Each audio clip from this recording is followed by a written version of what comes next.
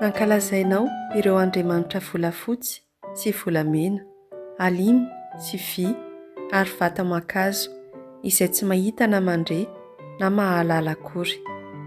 Fa ilay andriamanitra izay mihazona ny ainao sy mihay ny lalanao rehetra kosa tsy mba nomenao voninahitra.